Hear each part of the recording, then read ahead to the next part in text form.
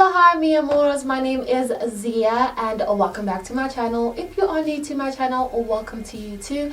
So today I'm going to be talking about how I reverted to Islam and the first few mistakes that I made in my first year. Like, there's quite a lot, but yeah, I'm going to be talking about that. And also, if you are new and you haven't subscribed, make sure that you click the subscribe button. Also put your notifications on for my next future videos, and don't forget to comment down below and share it with your friends. Let's get this started with this video. I'm gonna get started with the storytelling of how I reverted to Islam.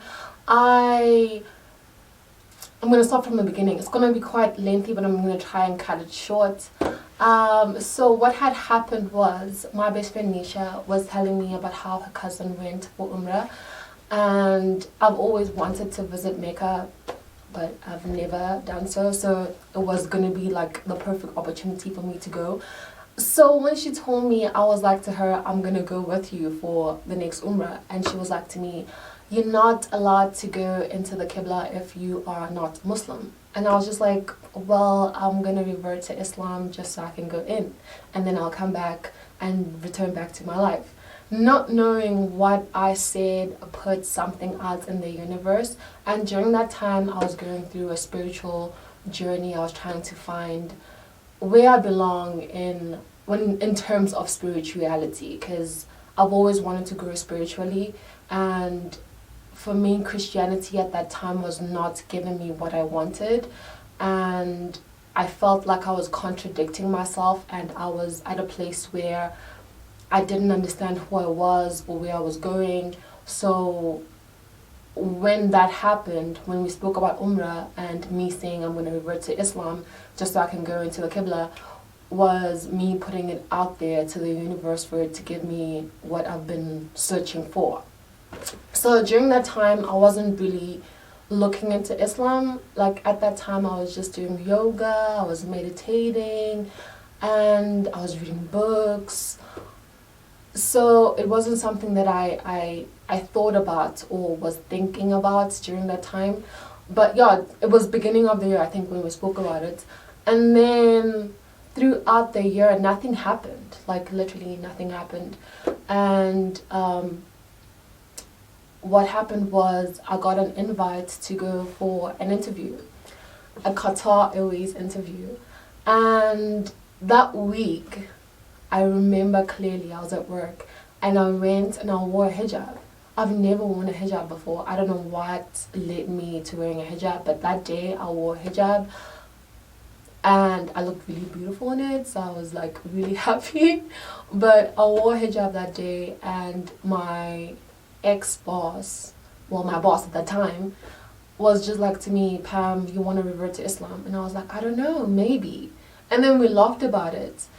And that same week, the weekend of that week, I went to Durban for the interview, and still I wasn't even thinking about it. Like, I was just like focused on my interview and getting this job. So when I got there, I met a girl, her name was Janelle, and we didn't speak much on the first day, like, because Qatar Airways has stages of interviews. So you have the first interview, which is the open day interview, and then the second interview, which is going to be on the next day, where you write your test, assessment, and stuff like that. So the first day was open day, basically. So it was open day, and on the open day we didn't speak much. Like, we just had a light conversation, and then I got selected to go through to the next interview. And while we were sitting, me and my friend, we were sitting by the bar, and we were just like having a conversation, and she came and she sat with us. And we still didn't say much on that day, and I remember we were having celebratory drinks. I'm not a drinker, but that day I was so happy, so we had celebratory drinks. And she was like to me, why do you drink? And I was like, oh no, I don't drink. And she's like, but you have a drink in front of you. And I was like, oh no, I'm just like celebrating that I actually go through to the next round of the interview. And she was like, well, you should stop. And then my friend was just like, what is wrong with this girl? But I didn't take it to heart. I was just like, okay, yeah, no, I understand why she would say something like that to me. And that was it. We didn't say anything after that. And then the next day, we came back for the second day of the interview and we did the assessment. So she sat behind me. And we just started talking, like we sparked up a conversation, and I asked her about Islam for some reason. I asked her about Islam and she told me, yeah, she was born Muslim, and she was showing me this video of Mufti Menk. I just don't remember which one it was, but like we were just like going through this video and we were listening to it. So she had to turn the volume down because she's like, anytime someone hears any Islamic recitation or salutations, people freak out, especially when they hear Allahu Akbar. So she was like, okay, we have to be careful so no one can hear us. So I was like laughing at her. And we were just watching this video of Mufti Menk. And during that time, as I'm watching this video, something inside of me was like, I want to revert to Islam. Like literally, the words just came out of my mouth and I didn't even think about them. And she was like, oh, you're lying. I'm like, no, I want to revert to Islam. And it felt so right for me to say it. In that moment, people always speak about the outer body experience where you feel the spirit of Allah around you or inside you. And I felt like that at that moment. That's exactly how I felt. So when I said the words, even after, I didn't feel like I made a mistake. It felt so right. So she was like, okay, after this, I'll help you say your al-shahada, and then you will, obviously you had to do wudu and say my al-shahada, and then she was like, I'm going to help you in terms of how to make salah, how to make wudu, all the other stuff that I needed to learn, the most important things that I needed to learn. And then she told me about the 5 pillars of Islam, and I was just like, this is so interesting. I mean, my best friend is Muslim, but like I never really asked her anything about Islam before. So at that time I was like, okay, this is great. So the interview happened, we did our thing, and then I left on Sunday night and I came back to Joburg. So when I came back to Joburg, the next morning on Monday, that's when I said my al-shahada. And she wrote down for me what I had to say, what I had to do. And I did it, and that was the beginning of the end, basically. And from that day on, I felt like I belonged somewhere. I felt like I truly knew God. I truly had a relationship with God, and I didn't want to contradict myself and contradict the person that I was trying to be. I know piety is very hard for a lot of Christians. Being a pious person and being righteous is hard. I mean, even for me, right now in Islam, it's not easy. It's still hard. I still have challenges. But it felt so right, and I never looked back. Literally, after I said my al-shahada, I knew I wanted to be a hijabi. I wanted to wear a hijab. At first, when I started wearing my hijab, it was difficult for me because of the people around me and how they looked at me and how they perceived me, and it made me feel very uncomfortable at that point. So that led me into seeking some counsel from other Muslim people, and luckily my other boss at that time was Muslim, and I just became so overwhelmed with the whole journey. I mean, accepting Islam is easy. Like, it was easy, and I thought it was going to be easy after, but it wasn't. I faced so many challenges. I faced a whole lot of difficulties, especially when it comes to understanding Islam as a whole, and not just it being how you dress modestly, how you speak, or how you handle yourself in public, or just doing salah. It was a whole lot of other things that I had to understand. Understanding hadiths, reading Quran. So it was a lot. So I had this overwhelming sensation. So that's why I had to get some help So I started seeing a therapist, and she was Muslim, which was amazing for me. It was beautiful. MashaAllah, I'm so happy I met her. And she literally gave me my first book, actually. She gave me my first book, and it was You Can Be the Happiest Woman in the World, The Treasure Chest of Reminders. So it was this book that she gave me. And she even wrote it for me in the front. She said, "Dear Pamela, enjoy the reading and be happy. Lots of love, Pakiza Karim." So when I got this book, I was really, really excited, but still I had a whole lot of other things that were still kind of hindering my growth. I literally wanted to jump from crawling, or to jump from being a newborn baby to walking. I didn't want to take the crawling steps like a baby does. So I think that was the problem. And when I seeked her out, it made it easier for me, and she made me understand that I don't have to learn everything in 2 days or in 2 weeks. I don't have to be a perfect Muslim. I have to take my time because I'm still new, like a newborn baby. So anyways, the first couple of mistakes that I did make was when my friend Janelle, the one that I met at the interview, wrote down what I had to do. When she wrote down the salahs that I have to make, namaz that I have to make from Fajr to Zuhr to Asr, Maghrib and Isha. So when I got that and I got the time, what I did was, so I had already gotten the Quran from my boss at that time. She bought me a Quran, she got me my first Quran, and it was so beautiful. She got me my first Quran, she got me my first prayer mat, and she got me this step-by-step Salah book.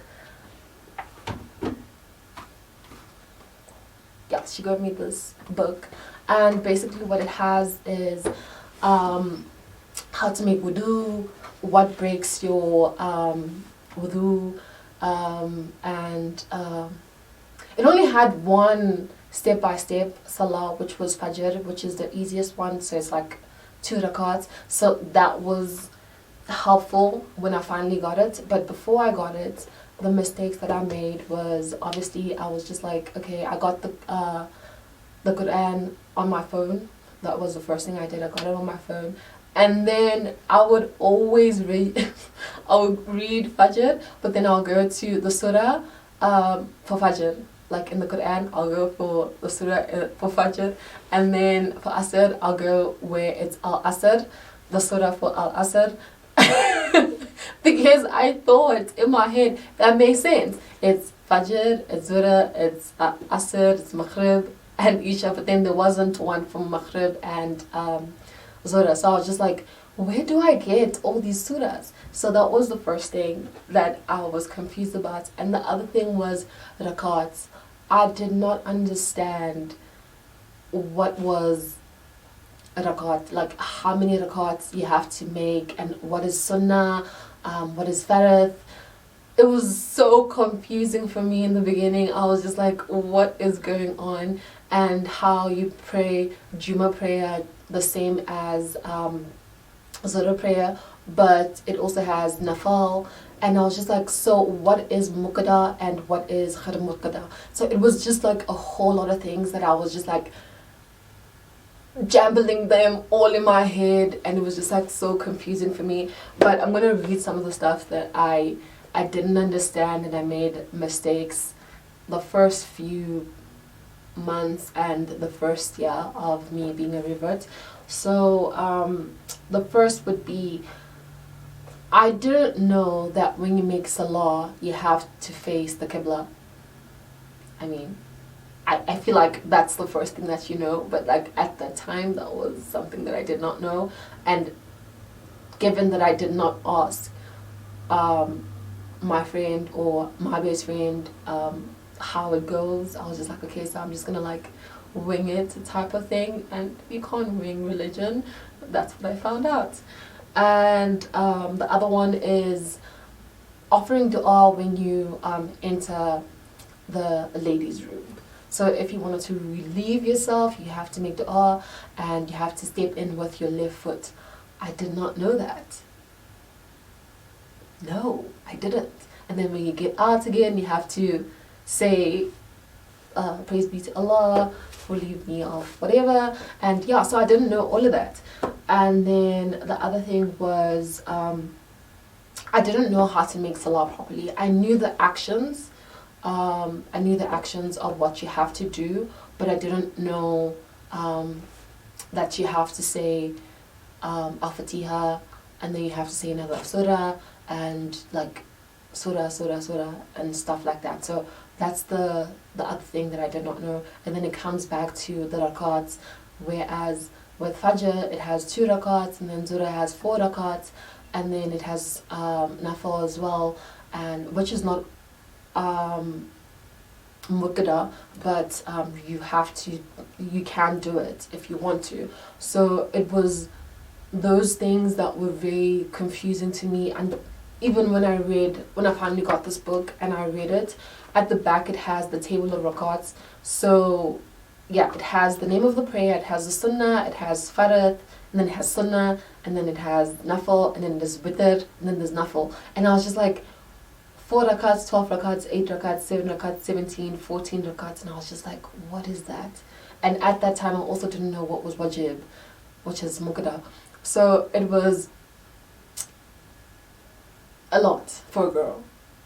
And I feel like it's a lot for reverts to get it together or to understand it without any help. And that led me to finding a masjid.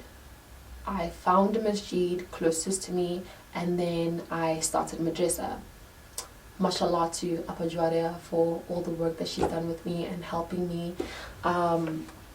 Yeah, so, and also I did not know how many times you have to make wudu and what breaks your wudu. So it also like slipped my mind. I would only make wudu when it's time for me to make salah, and not knowing that it's okay to keep your wudu during the whole day. So if you break your wudu, you have to do it again. So at the time I didn't know.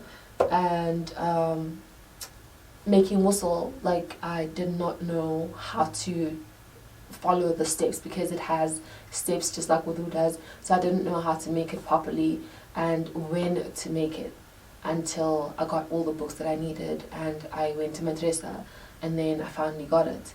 And the other thing was, I didn't know the level of cleanliness that one has to be in when it comes to making salah, like how clean you have to be. I mean, I would think I was clean, but not really. So that was another one. And I didn't know that I had to be clean in order for me to read Quran. Like I had to make wudu in order for me to read Quran or read any citations from the Quran or any hadiths. So yeah, that was the other thing.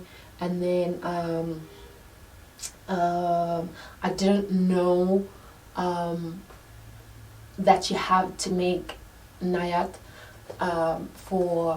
before you make salah. So intention, I didn't know that you had to make intention and how to make the intention, because not all, but like some of them are different from a normal salah. Like nafal is different, the intention is different than the other ones. So that was that. And also I got confused when it came to takbir. Like like I was very confused when it came to takbir, but then obviously as time went on I finally got it, like Allahu Akbar and all the others. And it was confusing between takbir and taslim, like what is the difference between the two? That's what confused me the most. And also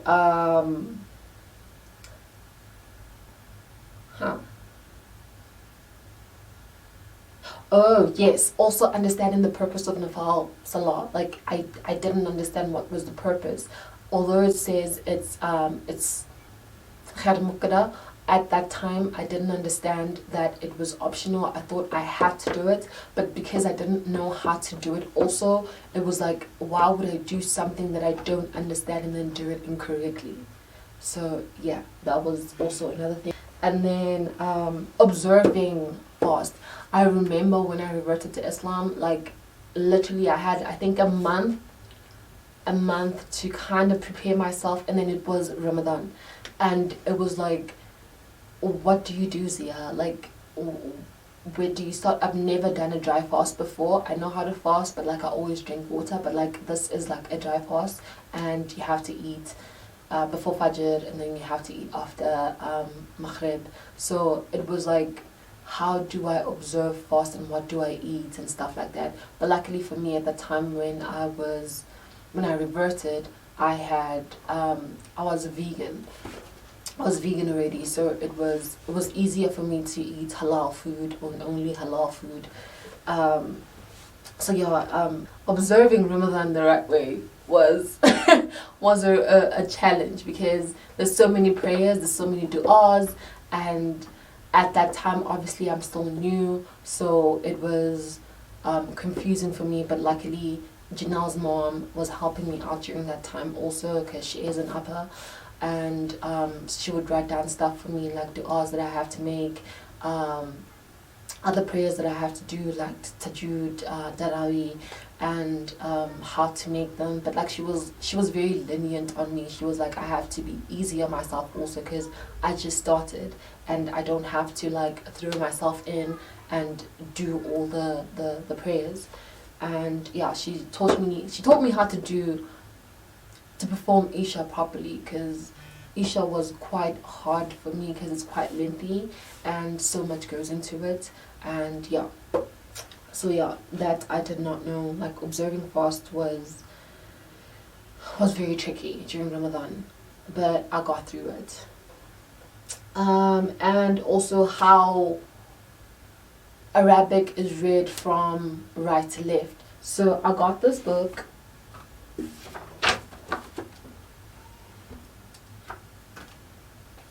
Reading towards Quran. It was very, very helpful. This I got when Appa Jwaria started teaching me from madrasa, and yeah, it taught me the alphabets and pronunciation of letters. So yeah, it was very helpful. It's still very helpful because I still go through it. I still read it even today, because there's so many other words that I don't know, and I'm still learning, obviously, as we all learn throughout our lives.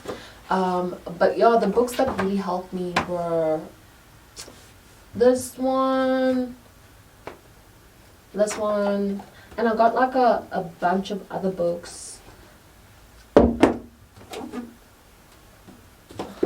Ooh. That.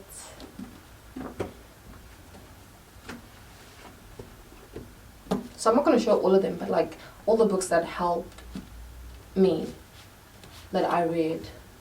This one. And I'll like list them down in the description box of what they are and where I got them. Some of them I did, not some of them, most of them I did not buy. They were gifted to me. Like most of the stuff that I got when I reverted to Islam, especially when it comes to the Quran and books, just in general, I was gifted by other Muslim sisters. But after I started madrasa, it literally came together. It still wasn't easy, but like it was easier because I had someone guiding me, and also I had other people around because of Instagram. And at that time I was very, very active. So when I look back at the mistakes that I made during the time, it was like a learning curve for me to go through that.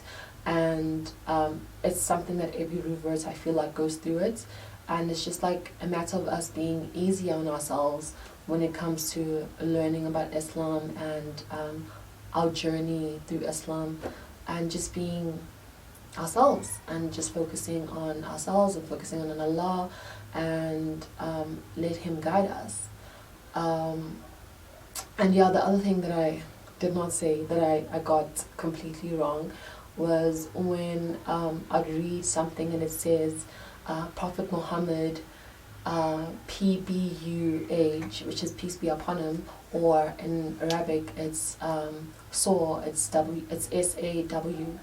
I would like be confused, what is the SAW on the side, the abbreviation? Like, I didn't understand what it was, but as time went on, I understood what it was Prophet Muhammad sallallahu alaihi wasallam, and it just became easier for me to start speaking like that, because once you get the hang of it and your tongue gets looser and gets used to words and abbreviations and stuff like that, it makes it easier on you, and you start using the words more often. And also when it came to Allah, it had SWAT, Allah SWAT, it's SWT, and I was like, what is the SWAT on the end? And I just didn't understand what it was, and I was like, oh, when I finally got it, it was like Allah subhanahu wa ta'ala, and I was like, okay, so it's Allah subhanahu wa ta'ala and Muhammad sallallahu alaihi wasallam. So with every prophet, I had to say sallallahu alaihi wasallam. So even if I say Isa, it has to be sallallahu alaihi wasallam, or yeah, all the other ones. But yeah, those kind of things, like, it's minor things, but like it makes you feel so good when you finally get them and you understand them. And I would just like the Muslim community to be helpful when it comes to reverts, especially in my country. But yeah, madrasa taught me so much that I needed to learn, and I'm very, very grateful for it. It's just unfortunate that I can't attend like face-to-face sessions anymore because of Corona. But yeah, those were the mistakes that I made when I reverted to Islam, and I'm just like so grateful that I got to go through that to be at the place where I am now. And also I got friends who are Muslim now, so it makes it easier for me to hang out with people who are of the same religion as me, because it's kind of hard when you have Christian friends only and you don't have any Muslim friends or friends in your religion specifically. It just made it easier. So yeah, that was what I went through and how I reverted to Islam and what I had to go through in order for me to learn. And yeah, so definitely if you are a new revert, be easy on yourself and make sure that you get signed up with a masjid and start madrasa as soon as you possibly can, because it is very, very helpful. Also, if you want to have like a life coach, that would be advisable, but they have to be Muslim because it makes it easier.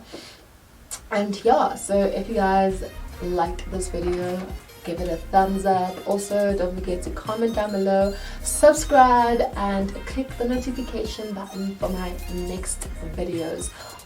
Also, don't forget to share it with your friends. Thank you guys for watching.